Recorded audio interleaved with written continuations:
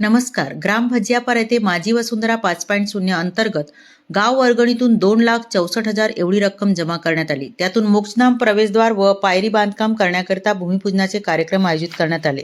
कार्यक्रमाच्या अध्यक्षस्थानी सविताताई पुराम, महिला व बालकल्याण सभापती जिल्हा परिषद गोंदिया या होत्या. सरपंच सौ रुक्मिणी ठाकरे यांनी वृक्षभेट देऊन त्यांचे स्वागत केले. उद्घाटक म्हणून राजेंद्रजी गौतम, सभापती पंचायत समिती आमगाव हे असून यांचे स्वागत ग्रामपंचायत सदस्य श्री नरेंद्र रांगडाले यांनी वृक्षभेट देऊन केले.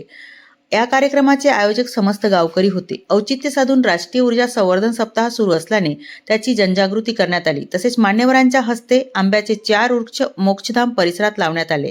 जवळच असलेली टाकी खोलीकरण करू, जेणेकरून उन्हाळ्यात टाकीत पाणी राहील, त्याचा उपयोग झाडांना होईल. पुढे मोक्षधामाचे सौंदर्यीकरण करू असा संकल्प घेण्यात आला.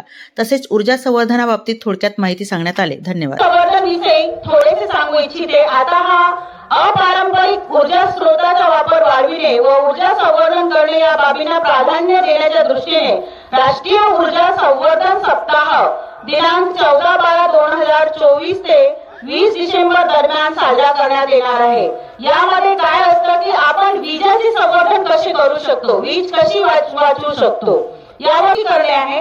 जसे आपण रोजच्या जीवनात लाईट बल्ब वगैरे चालू करतो, जर त्यामध्ये आवश्यकता आहे त्याची तर ते चालू ठेवायचे, अन्यथा चालू ठेवायची नाही. मोटरला चालू करून मोटरचं पाणी व्यर्थ जाईल अशा बाबतीत मध्ये घडू नये.